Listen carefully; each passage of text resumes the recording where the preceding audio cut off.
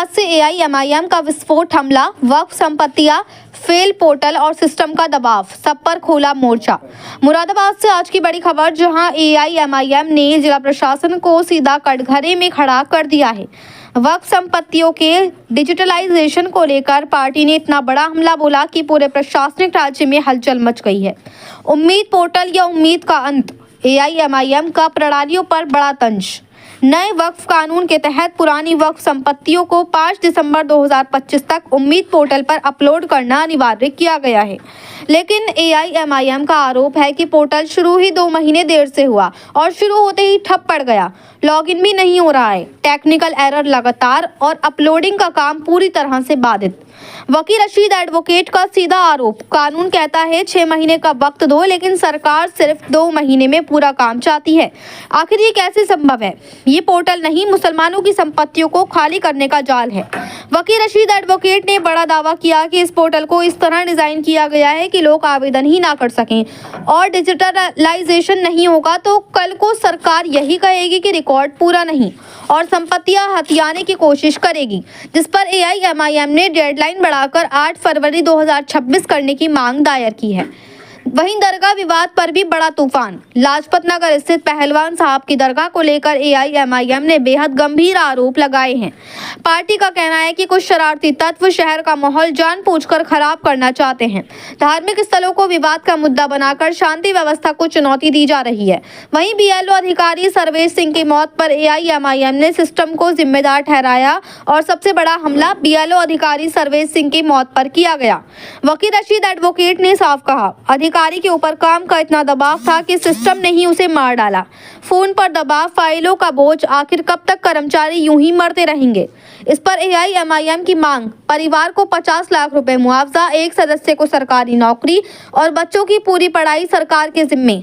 अब देखने वाली बात यह है कि एआईएमआईएम के इन भारी भरकम आरोपों पर जिला प्रशासन क्या कदम उठाता है, या फिर वक्फ संपत्तियों की ये जंग मुरादाबाद में आने वाले दिनों में एक और बड़ा राजनीतिक तूफान खड़ा करने वाली है। मुरादाबाद से मोहम्मद समीर की रिपोर्ट।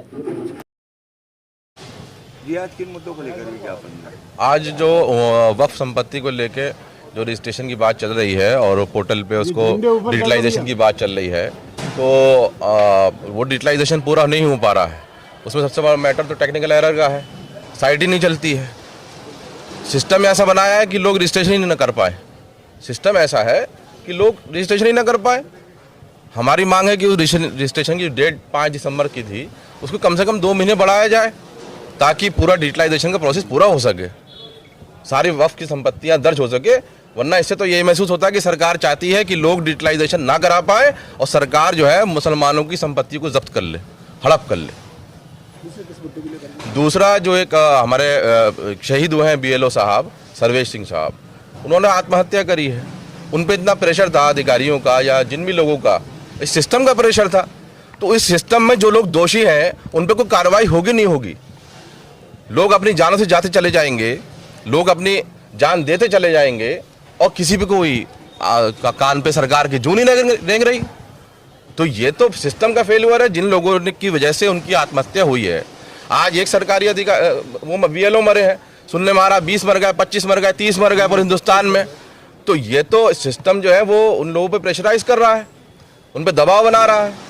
तो हमारे जो अधिकारी हैं उनकी जानें महफूज नहीं है। यहाँ पर इस सरकार में हमारे जितने भी सरकारी कर्मचारी हैं, अधिकारी हैं, उनकी जानें महफूज नहीं है। तो हमारी मांग है कि सर्वेश जी के परिवार को 50 लाख का मुआवजा दिया जाए, उनको सरकारी नौकरी दी जाए, उनके बच्चों का पढ़ाई का इंतजाम किया जाए।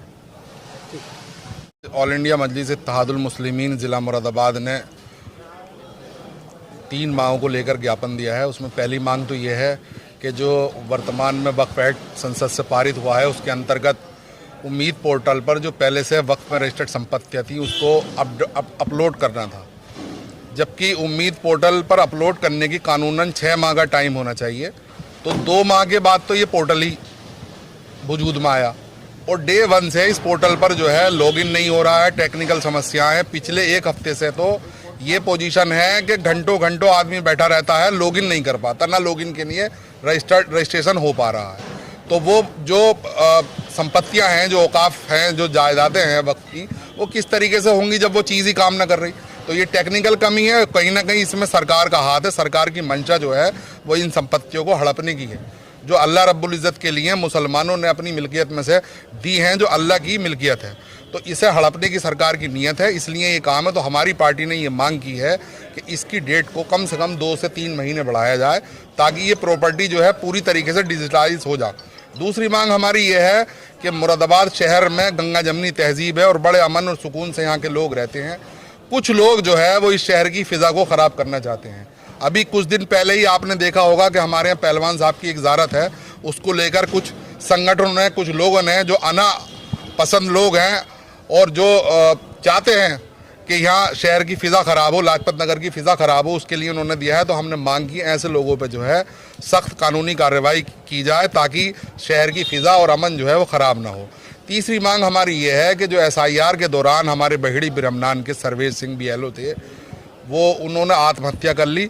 तो जो आत्महत्या के लिए जो सिस्टम जिम्मेदार है, जो अधिकारी जिम्मेदार हैं, उन पर कानूनी कार्रवाई हो, उन पर हत्या का मुकदमा दर्ज हो और सर्वेश सिंह के परिवार को 50 लाख रुपए का जो है उन्हें मुआवजा दिया जाए, क्योंकि उनकी बेटी जो हैं, 4 बेटियां हैं, उनकी बेटियों की शिक्षा का, अच्छी शिक्षा का व्यवस्था हो। यही हमारी मांग है, इसलिए आज हम जो है ज्ञापन दिया है।